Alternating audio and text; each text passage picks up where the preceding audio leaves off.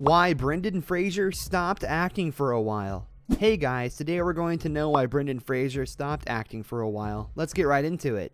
Brendan Fraser recently made headlines when his upcoming film The Whale was screened at the Venice Film Festival. The film received a 6-minute standing ovation, and a video clip showed Fraser sobbing as the audience applauded him in the film. Fraser hugged director Darren Aronofsky several times after receiving an overwhelming response from the audience. He reportedly tried to leave the theater once, but the applause compelled him to stay and savor the moment.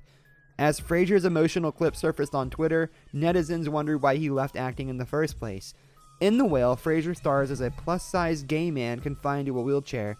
While Fraser cited numerous reasons for his temporary departure from acting, he specifically mentioned an assault incident involving former Hollywood Foreign Press Association president Philip Berk.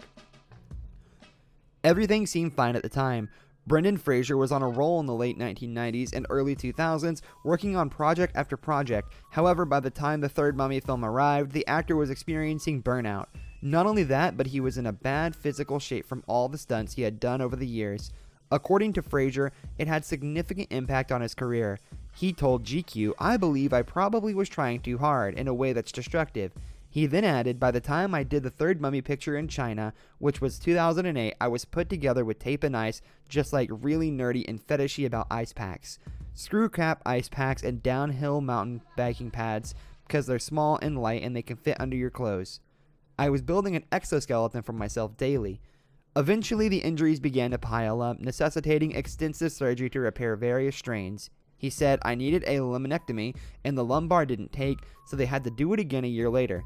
Fraser compared his injuries to those of a wounded horse, which would continue to march despite the difficulties.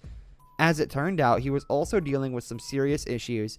Speaking about the death of his mother in 2016, Fraser also mentioned that the incident moved him too much. He also noted, "I changed houses, I went through a divorce, some kids were born, they were born, but they're growing up."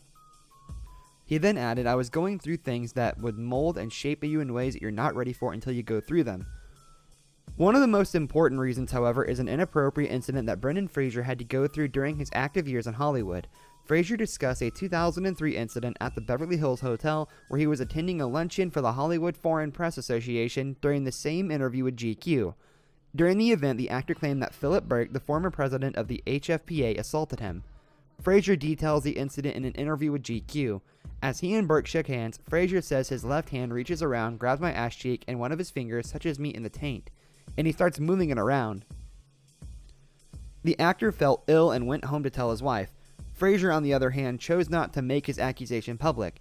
He said, "I didn't want to contend with how that made me feel or it becoming a part of my narrative." Fraser's account is partially corroborated by New York Times journalist Sharon Waxman and by Berk himself in his memoir With Signs and Wonders, though Berk described it in the book as more of a joking pinch and insisted to GQ that Fraser's account was a total fabrication. Berk later wrote an apology letter to Fraser, and the organization promised that he and Berk would never be in the same room together again, according to Fraser. The alleged assault, on the other hand, had long-term consequences. Fraser became depressed, blaming himself for what had occurred. He withdrew, and the industry seemed to withdraw from him, to the point where Fraser wondered if the organization had blacklisted him. For what it's worth, Berk denies this. Fraser, a rising star in the 1990s and early 2000s, was rarely invited back to the Globes after 2003. His career waned and he faded from public view. Meanwhile, Berk remains an HFPA member and attended the most recent Golden Globes, which, of course, had all the black red carpet and the Time's Up pins. Even now, in the thick of the #MeToo movement, Fraser admits he's scared to share. He said, "Am I still frightened? Absolutely. Do I feel like I need to say something? Absolutely. Have I wanted to many times? Absolutely. Have I stopped myself? Absolutely." Although the majority of the #MeToo conversation is centered on women, Fraser, Terry Crews, James Van Der Beek, and other male victims have also added their voices to the conversation. We don't know whether Fraser was truly blacklisted by the HFPA, but as we've seen in recent months, abusers frequently punish their victims by derailing their careers. In any case, it's clear that the incident had a significant negative impact on his life and career. Brendan Fraser also admitted that losing out on the role of Superman in Superman Returns took a huge toll on him, and he thought he didn't measure up and had failed. The actor said that requires what they call thick skin, or just ignoring it, putting your head in the sand, or gnashing your teeth and putting on your public face, or just not even needing the public. Ignoring, staying home, damn it. He then added, not because I'm aloof or anything, but because I just felt I couldn't be a part of it. I didn't feel that I belonged. That's all for today, and we'll be sure to see you all in the next one.